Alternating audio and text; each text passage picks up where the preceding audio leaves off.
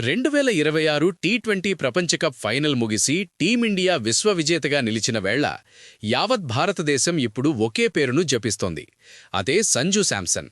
కేరళ తీరాల నుండి వచ్చిన ఈ ప్రతిభావంతుడు తన అద్భుతమైన బ్యాటింగ్తో ఈ టోర్నమెంట్లో భారత్ సాధించిన చారిత్రక విజయానికి వెన్నెముకగా నిలిచాడు. టోర్నీ ఆరంభంలో రిజర్వ్ బెంచ్కే పరిమితమైన సంజు జట్టు కష్టాల్లో ఉన్నప్పుడు తుది జట్టులోకి వచ్చి వరుసగా 3 కీలక మ్యాచుల్లో అంటే క్వార్టర్ ఫైనల్, సెమీఫైనల్ మరియు ఫైనళ్లలో హాఫ్ సెంచరీలు బాది ప్లేయర్ ఆఫ్ ది టోర్నమెంట్ అవార్డును కైవసం చేసుకోవడం ఒక అద్భుతమైన మలుపు. ఈ అద్భుత విజయం తర్వాత సంజు తన స్వస్థలమైన కేరళకు చేరుకున్నప్పుడు అతనికి లభించిన స్వాగతం వర్ణనాతీతం. అయితే ఈ విజయానంతరం సంజు కోసం బీసీసీఐ నుంచి ఒక గొప్ప శుభవార్త కూడా వినిపిస్తోంది.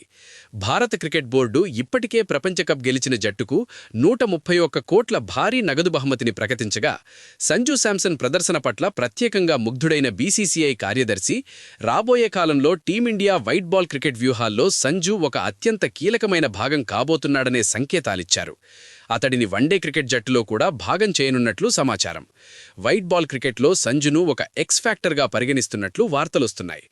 ఈ క్రమంలోనే సంజు శాంసన్ టీమిండియా పగ్గాలు చేపట్టాలనే చర్చ కూడా ఊపందుకుంది. మాజీ క్రికెటర్లు మహమ్మద్ కైఫ్, అజయ్ జడేజా వంటి వారు సంజును టీమిండియా తదుపరి టీ20 కెప్టెన్గా చూడాలనుకుంటున్నట్లు బాహాటంగానే ప్రకటించారు. ప్రస్తుత కెప్టెన్ సూర్యకుమార్ యాదవ్ తర్వాత ఆ బాధ్యతలను చేపట్టేందుకు సంజుకు అన్ని అర్హతలు ఉన్నాయని వారు అభిప్రాయపడ్డారు. ఇన్నాళ్లు జట్టులో స్థానం కోసం ఎదురుచూసిన పరిస్థితి నుండి ఇప్పుడు జట్టు అతని చుట్టూ నిర్మించబడే స్థాయికి సంజు ఎదగడం అతని పట్టుదలకు నిదర్శనం. బోర్డు వర్గాల సమాచారం ప్రకారం త్వరలో జరగబోయే స్వదేశీ సిరీసులలో అతనికి కీలక బాధ్యతలు అప్పగించడమే కాకుండా సెంట్రల్ కాంట్రాక్ట్లో కూడా అతనికి ప్రమోషన్ లభించే అవకాశం ఉంది. అలాగే సునీల్ గవాస్కర్ వంటి దిగ్గజాలు కూడా సంజులో ఒక పరిపూర్ణమైన క్రికెటర్ కనిపిస్తున్నాడని ప్రశంసించారు.